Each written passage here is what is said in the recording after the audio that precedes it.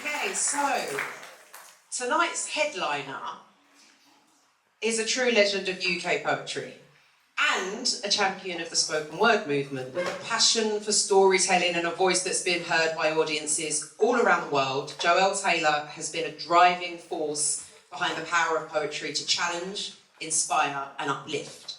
As a poet, her work is characterised by its honesty, its wit and unflinching gaze at the world around us. Her latest collection, Conto and Othered Poems, won both the T.S. Eliot Prize and the Polari Book Prize for LGBT authors. Can we have some noise for that, please? And recently, she has found out that she's been awarded with a Lifetime Achievement Award from Diva, cementing her status as a major force in contemporary poetry. Her debut novel, The Night Alphabet, launched with a full show at the Queen Elizabeth Hall and is now touring across the UK, so make sure you check out dates for that.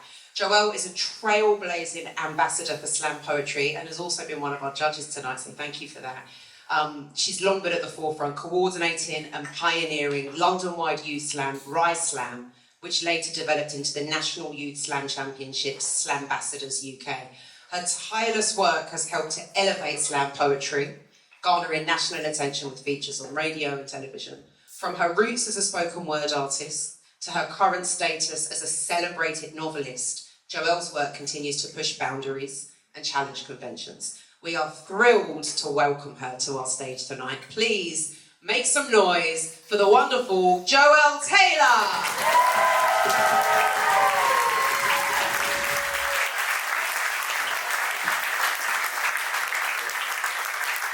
Oh my God, that was really moving. I nearly started crying then. All right, big up, you minces. How you doing? All right? Well, first of all, hats off to the slammers. That was just incredible.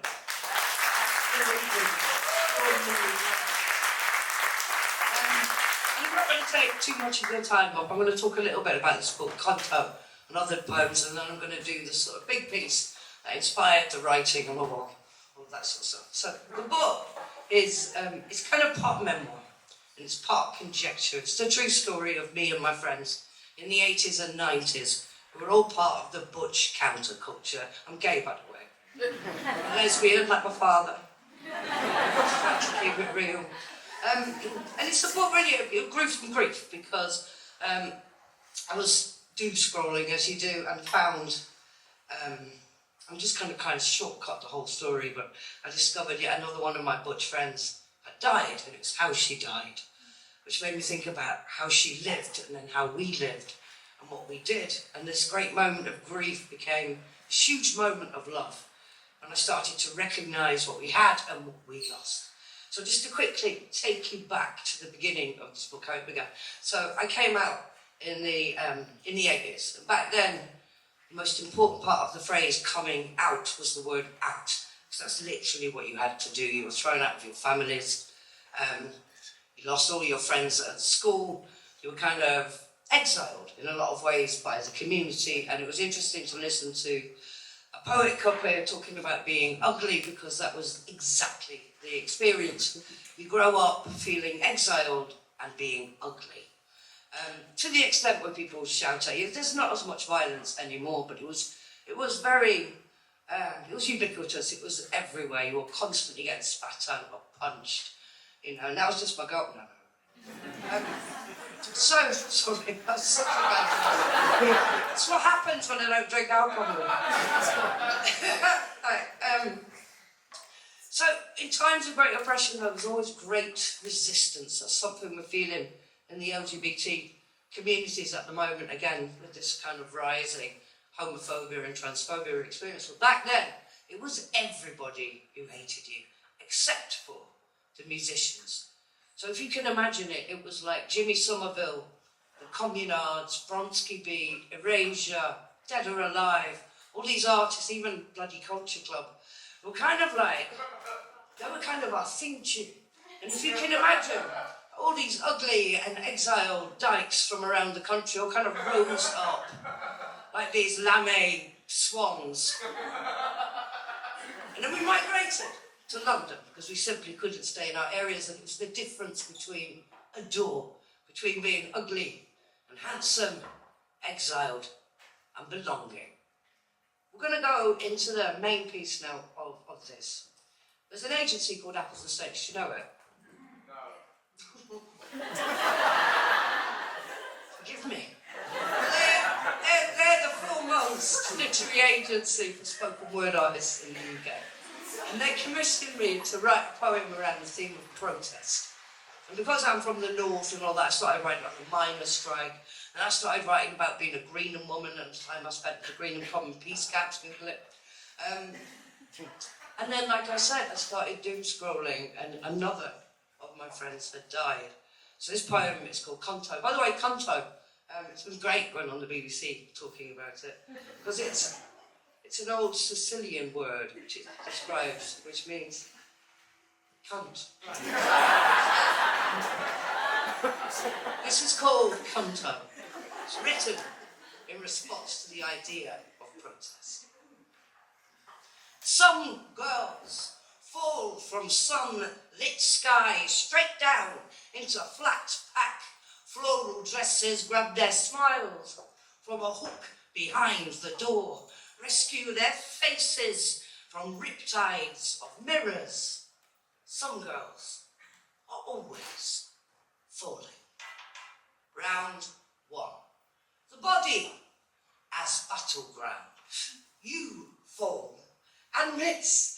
Your body entirely land somewhere in enemy territory behind the lines. Your body, a foreign country you cannot get a visa for. Your skin, a parachute caught in tree branches. You awaken in no man's land. Gunfire from over the horizon, and women are crucified on hashtags across the dark hills. Your trench is crowded with dead women, wearing faces that try to escape them, and the clothes of someone you once knew. There are landmines buried deep beneath your skin, and no one understands them. In between the battle cry and the bedroom is this sticky quiet. This is where you live. Men explode when you least expect it. All these lifetimes searching for body. Round 2, the body as protest, born backward, right back and wide, skin rolling, cigarettes and shirt sleeves, skyline chin, Levi 501's coat up to cuff, lip the same, white t-shirt so they can project themselves on you, tsunami quiff, and black boots whose roots spread and tangle through the centre of the earth. You don't wear makeup to prove you have not made anything up. This is your face. Your father's friends gave it to you. One Christmas Eve, 1973, you unwrapped it from beneath a decorated tree from which the rest of your family hung. They sipped cocktails as you slowly disappeared, swaying gently to that wail of celebration, the harbinger of party. You cut your first suit from the thick silence when you enter a room. They call you Butch. The name derived from Butch Cassidy. You are the descendant of outlaws. Irony incarnate, woman butchered, cut into select meats, middle distance stare, shoulder, breast, wild tongue. They fear you. Wet wire dyke, diesel female sodomite, lady faggot bulldagger queer pervert, gold star silverback stud, invert, kiki she-male drag clone, baby butch tomboy, stone. But if you are a stone, you are a chip off the mountain, and you join an avalanche of wrong walking women, shaven heads like tumbling rocks. You keep them close, they are rosary On the dance floor, we are tied up, heckled the night, passing nods between us, handshakes that stop our handshaking. We are untamed, a wilderness of women. We are waste ground. What a waste, love. Nothing grows on us, barren and sterile and unuseful female, empty as church pews. The wind rattles its fist, its side arms. Come on then, snake boy. Come now, heretic healer. Where are the maths that solve us? How do we fit into your algebra, your binary code? Our bodies are political placards. And we dance as demonstration of independence. We revolution in the living room, uprising in the public toilets, insurgency in the suburbs. Fear is a girl backing into her face. Is it not camp enough to be your best friend? Our closet a strata of fossilized clothes go pale. Is it not funny enough for your talk show, bruv? Or is it that a woman without makeup is a woman without a face? How were we to know that when we were cleansing, we were erasing our whole existence? Round 3. The body as trespass. You are a trespasser in your own body. The landowners are men who pass by you in the street. In Accrington, cars stammer and words ejaculate through slit windows. Your mother's phone rings in the middle of the night. Do you know about your daughter? Free Pentecosts with Nazi insignia break into your home. God's an atheist who no longer believes in himself. And they unscrew the light bulb slowly, eyes fixed on the unmade-up girl, trembling defiance. They whisper a prayer for you to leave your family. You do. 30, and a man pulls you over the back seat of a bus and stubs his kiss out on your cheek, slowly. A boxer's embrace, but he doesn't throw the punch. He posts it. You wait by letterboxes, flinch when it chatters, never answer phone. In Brixton, men cradle their fists like babies and watch as you walk past as though they are thin-ribbed cats in the undergrowth and you, a small, shaven-headed bird. There's a reason women are compared to birds, and it's all to do with wings.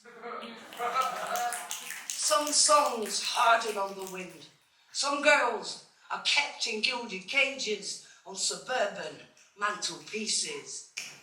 80 out, clubbing with the crew, a baby butch in the abattoir of beauty, the quiver and frantic, white girls with bindies, white boys with dreadlocks, saris and ducks, tribal tattoos. We are the modern primitives, wearing our heritage like red flags. And you dance as though you are stamping out flames, as though your boots are hammering in the last nails to the coffin of the old gods. Strangers hug and tell each other secrets. You are ecstatic.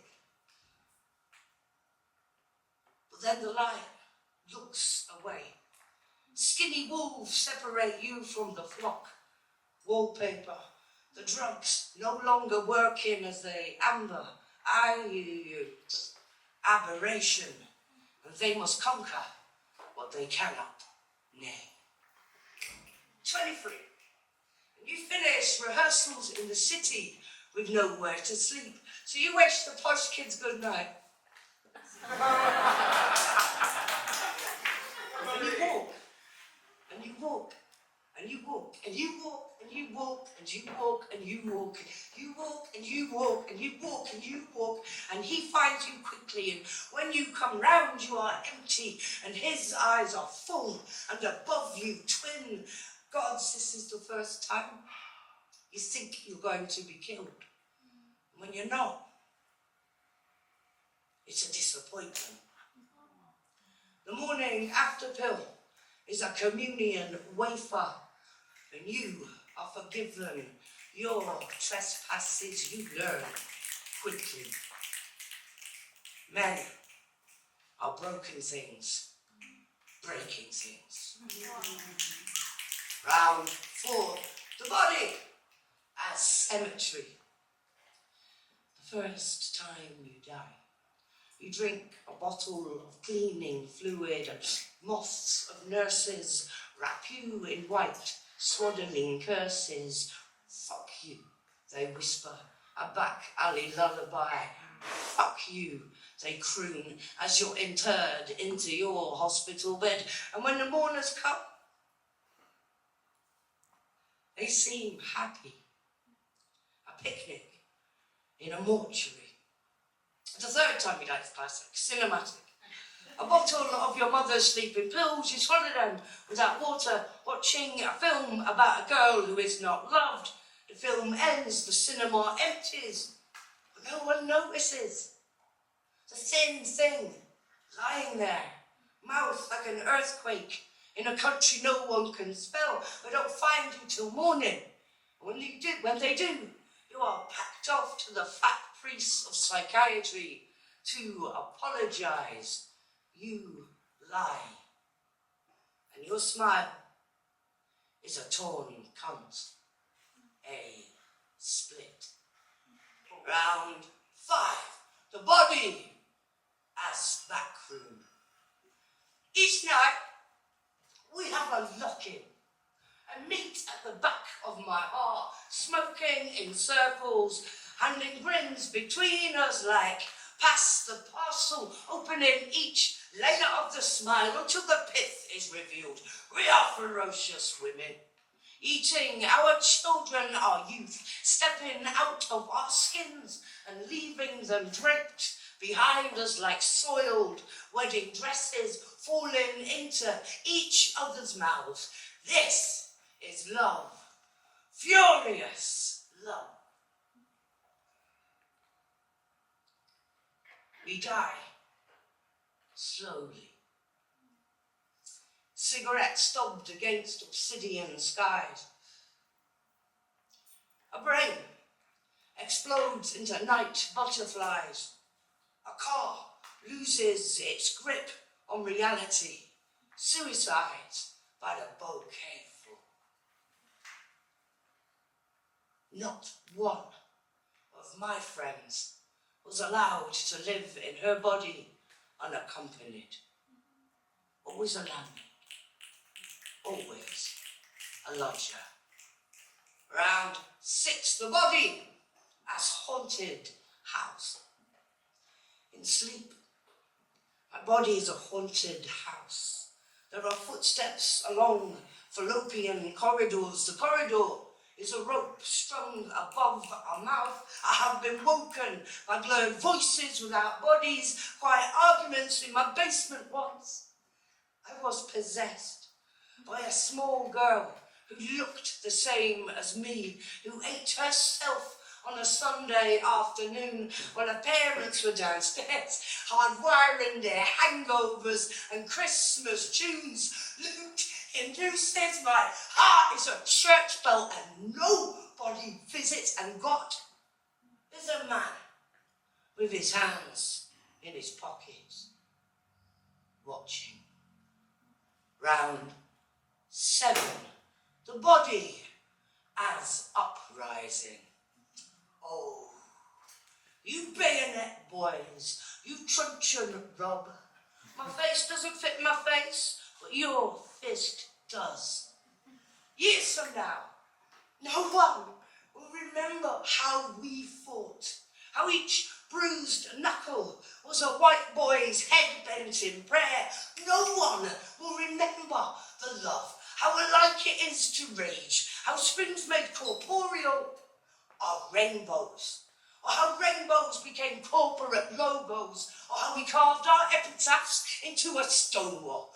No one will remember unpicking acronyms by candlelight, so fuck it. I'll be in the back bar of heaven. Gareth! We'll be getting a rounding and releasing that laugh. Wild birds escaping her mouth. And none of this will matter. I'll be riding the ghost roads with Valentine, bareback, knee clench on her Harley. I'll be scuffing the city with Dudzilly.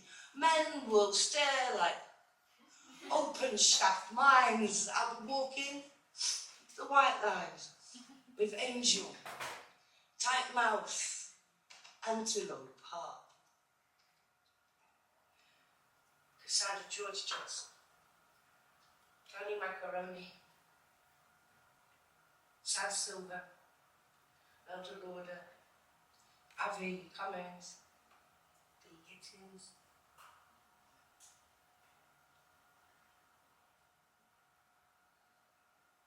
I can't remember the names of all my dead friends.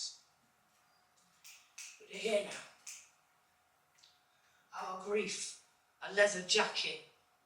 Our laughter, static. As we fade to a sepia, the colour of blood mixed to water, disappearing down a plug hole, much like the meeting of our legs. Remember this, a whole life is a protest. Thank you very much.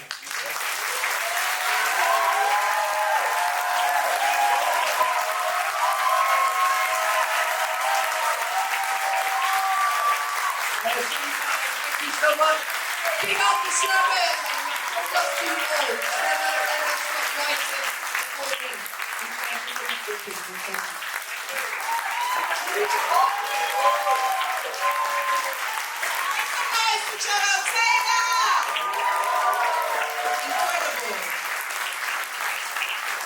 I believe Joelle has books with her, right? So if you, yeah, that's always good to plug. So yeah, if you do want to actually read some of this wonderful work and pass it through your eyes like you've just passed it through your ears, then please go and find Joelle to get a book. We are going to take a real short break and then we'll be back with our round 3 finalists. Thank you very much. See you in 10.